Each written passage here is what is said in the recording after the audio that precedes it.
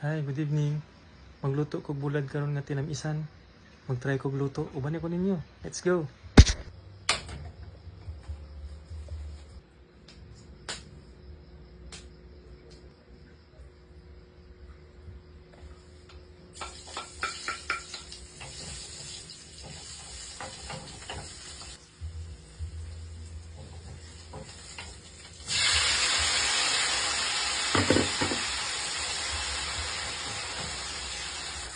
Ato lang siya lubuag yung dito na pwede siya nasilit dahil yung ang indication na luto na siya is lata na ka siya ang bulad.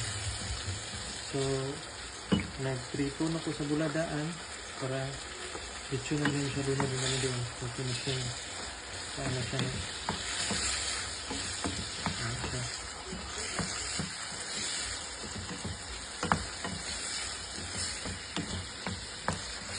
okay.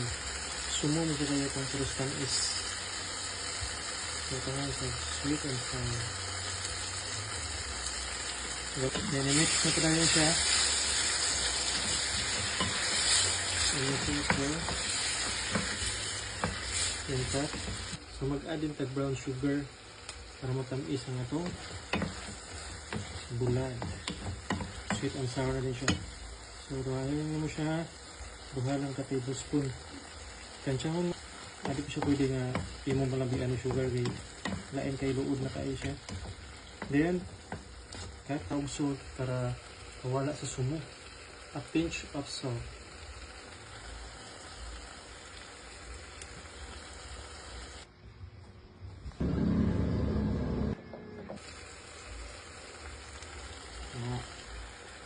Ngayon, stir na gudahin mo siya. Lero mo. Imo na lain na siya. Ibutang itong imong bisita. Hindi rin para maluto imong bisita. Ang bulad. Aho mo. Imo na lain na siya.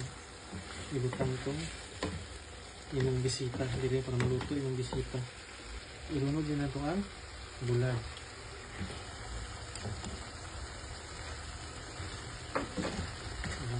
Ngayon, atong takluban siya.